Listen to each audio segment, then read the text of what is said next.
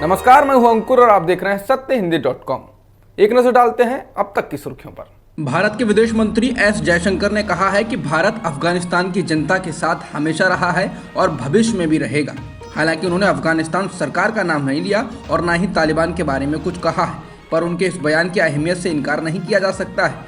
पर्यवेक्षकों का कहना है कि नई दिल्ली ने काबुल को संकेत दिया है कि वो उसकी मदद करेगा और उसके साथ रहेगा, भले ही आधिकारिक रूप से तालिबान को फिलहाल मान्यता न दे। जयशंकर ने कहा कि अफगानिस्तान एक गंभीर और चुनौतीपूर्ण समय से गुजर रहा है और अंतर्राष्ट्रीय समुदाय को आगे बढ़कर उसकी मदद करनी चाहिए।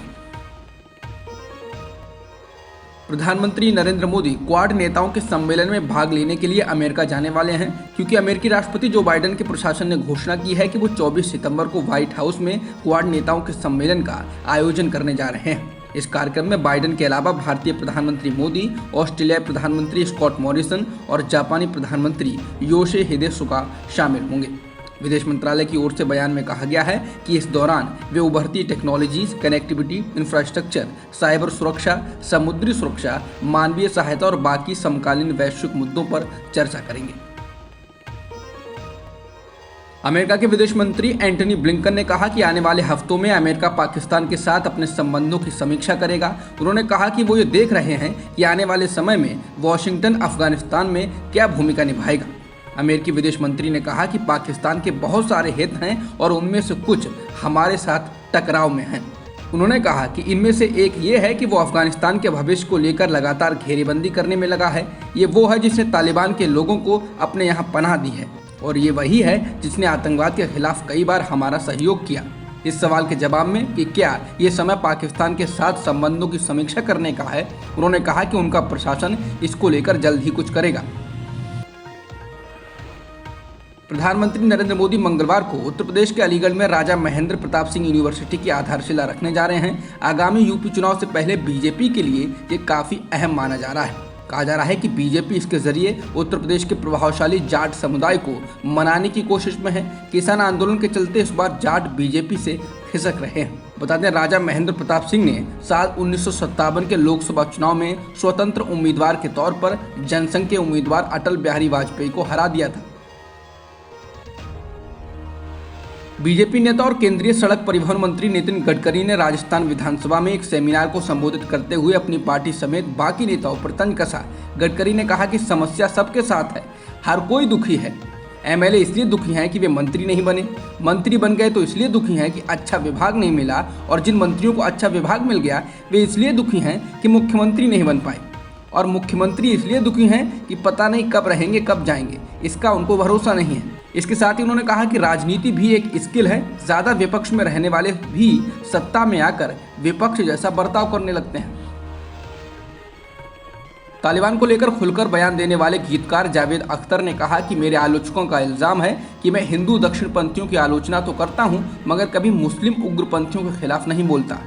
उनका आरोप है कि मैं 3 तलाक, पर्दे, हिजाब और मुसलमानों के दूसरे पिछड़ेपन के दस्तूरों के बारे में कुछ नहीं बोलता।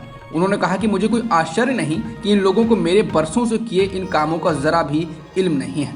उन्होंने कहा कि मुसलमानों में भी दकियानूसी परंपराओं के वो खिलाफ खुलकर बोलते रहे हैं और इस कारण से पिछले 2 दशकों में 2 बार पुलिस की सुरक्षा दी गई, क्योंकि मुझे मुस्लिम चरमपंथियों की ओर से जान की धमकियां दी जा रही थी। जावेद अख्तर ने कहा कि वो नहीं चाहते कि हिंदू दक्षिणपंथी लोग इस झूठ के पर्दे के पीछे छिपें कि मैं मुस्लिम संप्रदाय की दकियानूसी पिछड़ी प्रथाओं के विरोध में खड़ा नहीं होता। जावेद अख्तर ने कहा कि उन्होंने मुझ पर हिंदुओं और हिंदू धर्म की अवमानना करने का अभियोग भी लगाया है। इस आरोप में रत्ती भर भी सच्चाई नहीं है। सच ये है कि अपने इंटरव्यू में मैंने साफ कहा कि पूरी दुनिया में हिंदू जन समुदाय सबसे सज्जन और सहिष्णु बहुसंख्यक समाज है। मैंने इस बात को बार बार दोहराया है कि हिंदुस्तान कभी अफगानिस्तान जैसा नहीं बन सकता है, क्योंकि भारतीय लोग स्वभाव से ही अतिवादी नहीं हैं और मध्यम मार्ग और उदारता हमारी नस नस में समाई है। इसके साथ ही जावेद अख्तर ने कहा कि मैंने जोर देकर कहा है कि धार्मिक कट्टरवादी सोच चाहे जिस रंग की हो, उसकी मानसिकता एक ही होती है। एलजेपी सांसद और चिराग पासवान के चचेरे भाई प्रिंस राज के खिलाफ दिल्ली पुलिस ने 3 महीने पहले एक महिला की शिकायत के आधार पर रेप के मामले में केस दर्ज कर लिया है। एफआईआर में एलजेपी नेता चिराग पासवान का भी नाम है। आरोप है कि चिराग ने अपने चचेरे भाई के खिलाफ कार्रवाई करने में देरी करने की साजिश रची। बता दें प्रिंस एलजेपी के उन 5 सांसदों में शामिल हैं जो एलजेपी को तोड़कर पशुपति पारस के साथ गए थे। भारत में पिछले एक दिन में कोरोना संक्रमण के 25,404 नए मामले सामने आए हैं, जबकि इतने ही समय के दौरान 339 लोगों की मौत हुई है। फिलहाल देश में 3,62,000 सक्रिय मामले हैं जिनका इलाज चल रहा है। वहीं देश में सोमवार को 78 लाख से अधिक कोरोना वैक्सीन डोज लगाई जा चुकी हैं। भारत में 75 करोड़ 22 लाख से अधिक वैक्सीन के डोज अब तक लग चुके हैं। अब तक की खबरों में इतना ही। बाकी खबरों के लिए बने रहिए सत्यहिंदी.com के साथ। सत्य हिंदी का ऐप डाउनलोड करें गूगल प्ले स्टोर पर।